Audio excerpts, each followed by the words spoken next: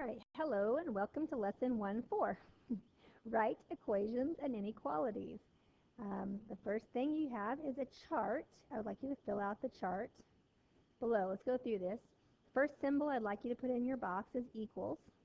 Obviously the meaning is equal to. And besides the associated words is equal to, you might have the same as. And if we can think of any others, we can maybe generate those tomorrow. Okay, the next symbol is a less than, and the reason it's called less than is because we read inequalities from left to right, and it would be this side is less than this side because we read from left to right. That's why this is called a less than sign.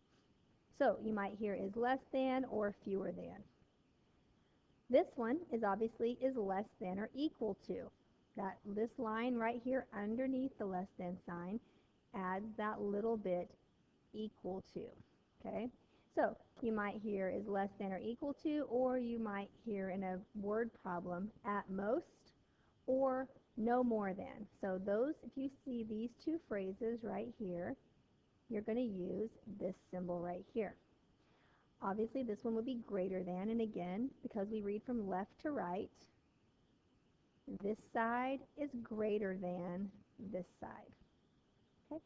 The words is greater than, and you also might hear just more than. And this one obviously is greater than or equal to, and besides this phrase right here, you might hear these phrases at least or no less than. You're going to be having some word problems throughout this video, and so keep in mind these phrases and which symbol. So you can refer back to the chart in your notes as we go through this. Okay? All right, next page. Our first examples, writing equations and inequalities. So we're going to take the verbal sentence that's on your page, and we're going to write an equation or an inequality, whichever it calls for. So the first example, A.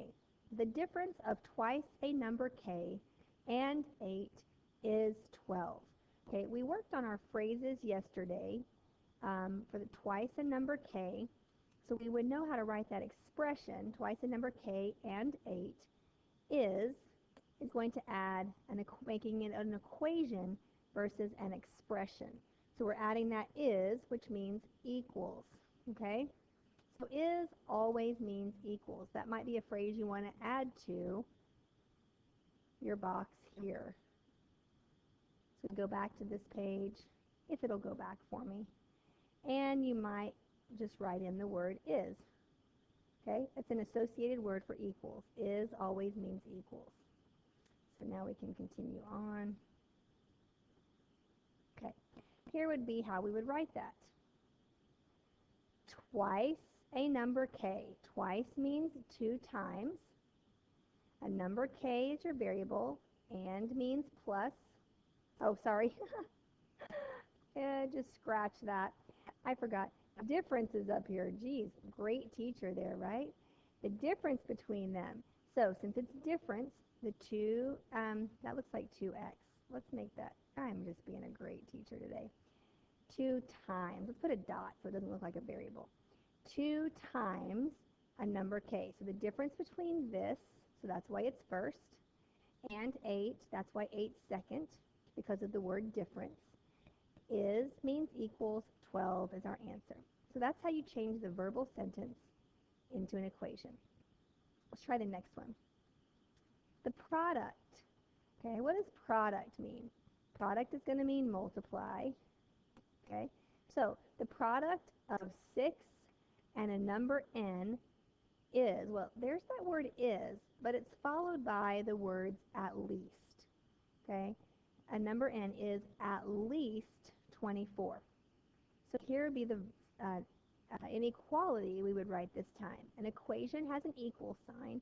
An inequality has the greater than or less than signs, or the equal to signs as well, greater than or equal to, or less than or equal to. So the product of a 6 and a number n, here's the product, 6 times n, is at least 24. In other words, it's at least 24 or bigger. So greater than or equal to 24. Okay. And C.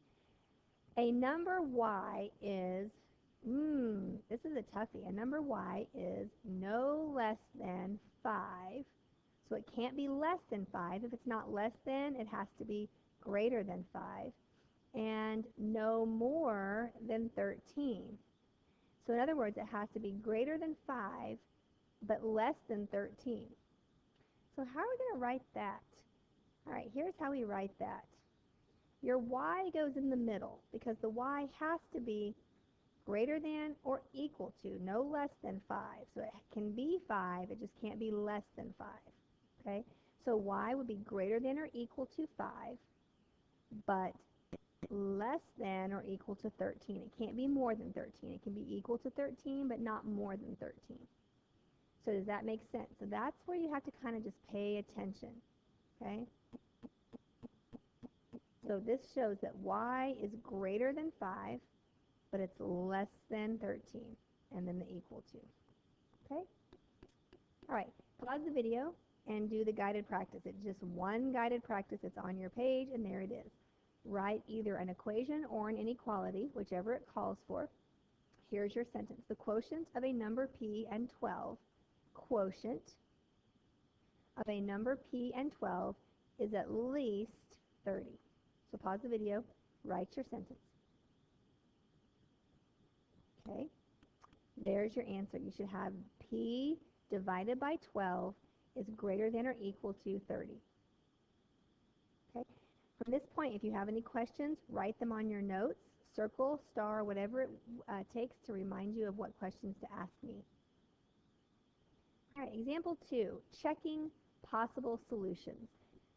Instructions say, check whether the given number is a solution of the equation or inequality, whichever is given. And you have these on your page. Your notes say, sometimes substituting in certain numbers for the variables ends up making the equation or the inequality false. When it is false, it is not a solution. So let's do a couple of these. All right, first, here we go. 8 minus 2x equals 2. So this is an equation, and they want us to substitute the 3 in. That's what they want us to use the 3 for x. So when x equals 3. So substitute that in, and we ask ourselves, 8 minus 2 times 3 equals 2. So we solve it. And 8 minus 6, because 2 times 3 is 6, 8 minus 6 does equal 2, so 3 is a solution to this equation. 3 makes that equation true. Letter B. 4x minus 5 equals 6. And again, our number is 3, so we substitute that in. 4 times 3 is 12, and 12 minus 5 is 7. 7 does not equal 6. So therefore, 3 is not a solution to that equation. Okay? Letter C, 2z plus 5 is greater than 12, and then we use 3. Now, you guys, the semicolons are not part of these equations. They are just showing you the end of the equation or the inequality and the number you're substituting, just FYI. I had students last year that was like, what does the semicolon mean? It doesn't mean anything except that it's the end of the equation or inequality. So let's substitute a 3 in for our z. 2 times 3 is 6, and 6 plus 5 is 11. So therefore, 11 is not greater than 12. So 3 is not a solution to that inequality. And this is pretty simple. So go ahead and let's do D. B plus 5 is less than 15. Substitute the 7 in. 7 plus 5 is 12. And 12 is less than 15, so it is a solution. Pretty simple. So as you go through your homework today, and if these are your instructions and you're not sure what to do, refer back to your notes. Okay? All right. Use mental math to solve an equation. Now, this is pretty easy. This is before we get into actually manipulating equations. And mental math is just literally some of the equations are simple enough to look at and know what the answer is. Okay? So here's our first equation. X plus 4 equals 10. Obviously, we can think, what number plus 4 equals 10, and we would know that x would have to be 6. And then you can always check it if you need to. 6 plus 4 is 10. You can do that mentally as well. Okay? Does that make sense? Just think about it. What plus 4 equals 10? So next one. 20 minus y equals 8. So you could always do the reverse. Or 20 minus what number equals 8? Maybe you could do 20 minus 8 equals what? But 20 minus what gives you leaves over 8, or leaves 8. And that would be 12. Obviously, your mental math, hopefully you know that. And then you could check it if you needed to. 20 minus 12 equals 8. Okay? Letter C, 6n equals 42. Well, ask yourself, what times 6 equals 42? And hopefully you know your math facts well enough to know that 7 times 6 equals 42. And then D, a divided by 5. Now please get in the habit of seeing fractions as division problems. See them as division problems, and this is a variable divided by the number 5. So ask yourself, what number divided by 5 equals 9? And hopefully you know, again, your facts well enough to know that 45 divided by 5 equals 9. Okay? All right, so there we go. There is kind of like what you could do with using some mental math. I love equations that are that easy. It's nice to have them. They won't all be that easy as we go through the year, I promise. All right, example 4, solving a multi-step problem. All right, let's think about this. The last time you and 3 friends went to a mountain bike park, you had a coupon for $10 off, and you paid $17 total for 4 people. What is the regular price for 4 people? If you pay the regular price this time and share it equally, how much does each person pay? This is a 2-step problem, and why? Why is it 2 steps? And I want you to think about that before you write. Think about why it's 2 steps. Okay? Hopefully you can come up with an idea. Okay? The first thing, I'm just going to tell you why. The first thing says, the last time you went, you had a coupon and you paid $17 for all 4 people. Okay? So, first of all, you have to find what the regular price for 4 people is. And then, if you pay that, how much would each person pay? So, you have to find this information to find this information. So, it's a double-step problem, and that would be why. So, you have to think about your ultimate goal and how you get to the ultimate answer you're looking for and what you need to get this answer. And then we don't have the regular price here, but we have information to find the regular price. Okay, so let's go ahead and skip through here. We're going to write a verbal model and let P be the regular price for 4 people. And we're going to write an equation. So regular price, take away the amount of the coupon equals the actual amount we paid. So that's where we think things through. Now you guys, I know this verbal model really seems easy for you. It probably seems very simple. And you're like, why do we have to write this, Miss Bayens? And these equations are very simple for some of you possibly, and maybe some of you don't think they're simple. However, when we get into much more difficult word problems, it's nice to write down in words kind of what we're doing. And then it helps you go back to the problem and figure out what you know, what you don't know. We don't know the regular price. That's why we're going to make it P. We know the amount of the coupon. We know it's 10. And we know the total amount paid after that coupon was 17.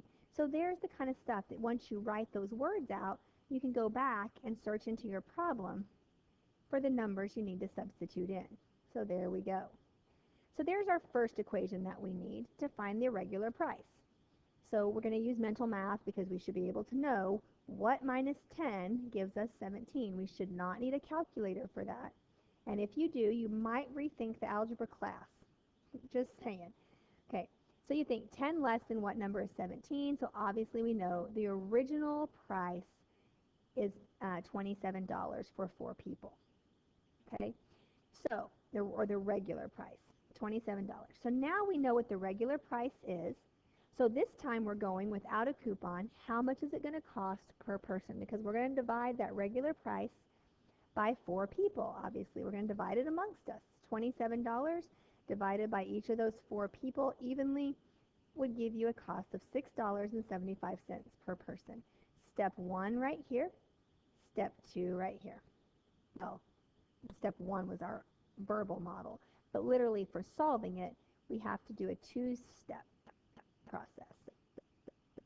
Okay? All right, let's look at this basketball example. A basketball player scored 351 points last year. If the player plays 18 games this year, will an average of 20 points per game be enough to beat last year's total? All right, so let's write a verbal model first. Okay, so we know that we're going to be figuring out if we can be greater than 351. We know that we want to beat last year's total. So it's going to have to be something that's going to have to be greater than the points last year or last year's total. Okay, so here's our verbal model. Our number of games times the points per game equals last year's points.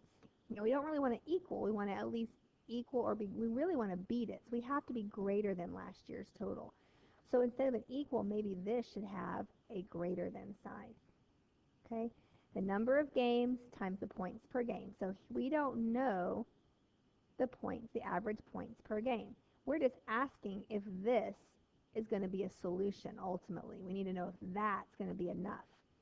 So here's our inequality to help us check our possible solution. 18 games times points per game will give us greater than 351 total points. Let's check it. Let's see if 20 points per game will be enough. So check that 20 is a solution of the inequality. 18 times p is greater than 351, and because 18 times 20 is 360, and 360 is greater than 351, 20 is a solution. Okay? Pretty simple? All right. Hopefully if you have questions, please bring them to class. The homework assignment is fairly simple. Sometimes I make the notes difficult, or they might seem difficult because I go through a lot of detail, but I do that on purpose to give you a lot of information so that you understand the mathematical reasoning behind things. And you should have this written down so that when you do an assignment, you can do all parts of the assignment. Each section we assign you goes with each section of the notes, so you should have examples to refer back to in your notes to help you with these assignments. All right, here's your daily homework quiz problems. There's only 2. You don't have to write the problem. If you would like, you can just write the answer. And you're going to be writing an equation or an inequality. So here are your 2 problems. Write the inequality or equation for number 1, and then check whether number 2 is a solution. Check whether 2 is a solution for number 2. You can pause the video or stop the video and then bring your notes to class tomorrow. Thanks.